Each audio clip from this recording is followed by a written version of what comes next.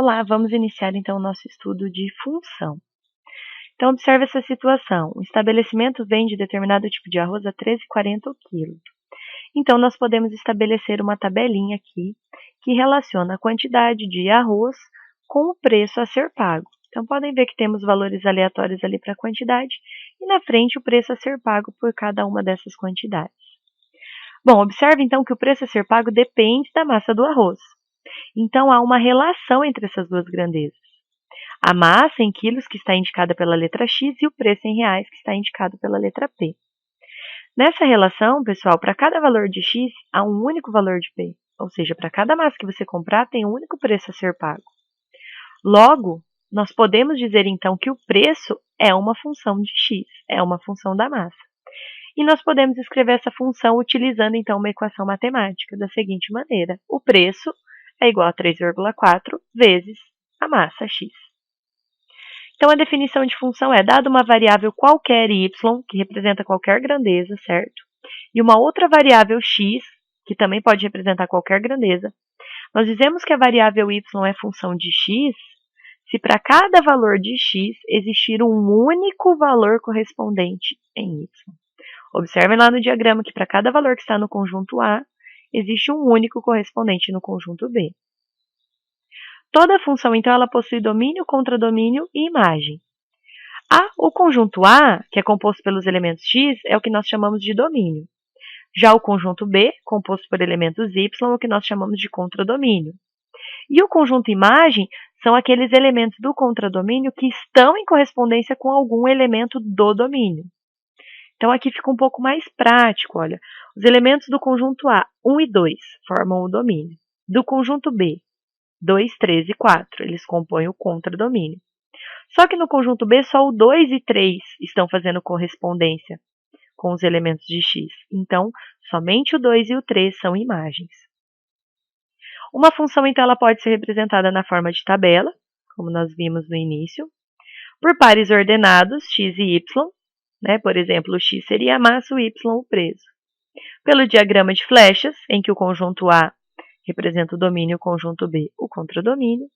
Por meio de gráficos, que relacionam também os pares x e y, a grandeza x no eixo horizontal, a grandeza y no eixo vertical.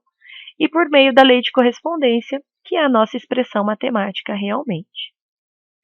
Bom, é comum no estudo de função, então, aparecer os símbolos do tipo f de x, g de x, h de x, entre outros, ok? E esse símbolo f de x, então, ele deve ser interpretado. Então, a leitura, f de x. A função, nesse caso, estou chamando de f.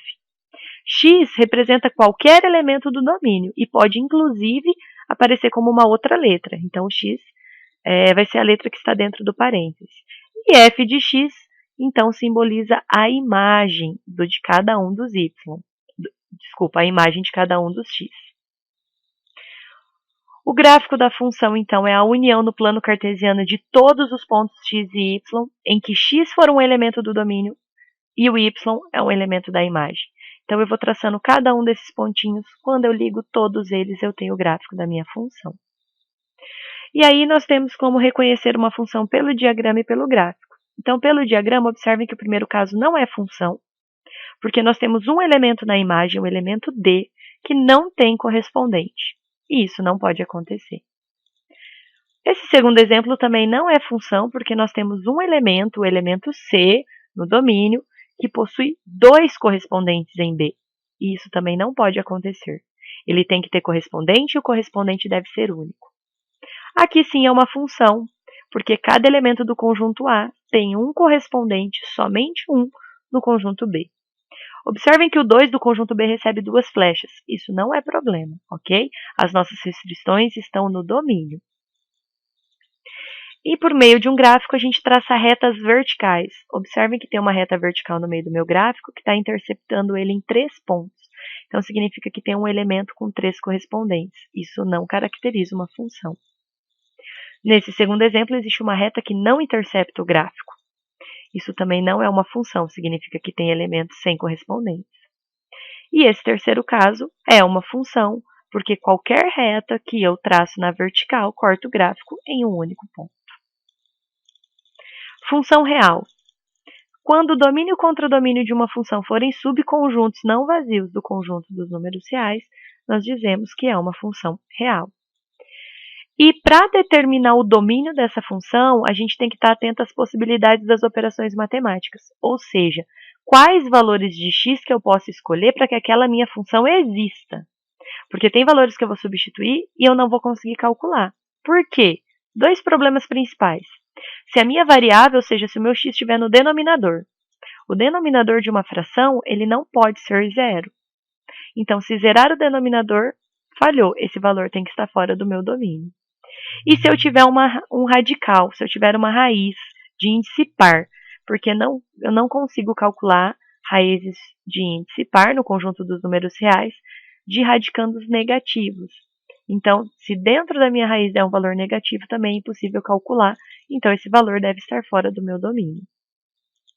A raiz do zero de uma função real é quando o elemento x do domínio que tem uma imagem igual a zero. Para encontrá-lo, basta a gente pegar a expressão da função e igualá-la a zero. Agora vamos falar um pouquinho então sobre a função do primeiro grau. Então, primeiro conceito, função crescente. Então, toda função crescente é aquela que quando eu tiver um x1 menor que x2, o correspondente dele, a imagem de f, a f de x1 também vai ser menor que a f de x2, ok? Ou seja, à medida que x aumenta, a sua imagem também aumenta. A decrescente acontece o contrário.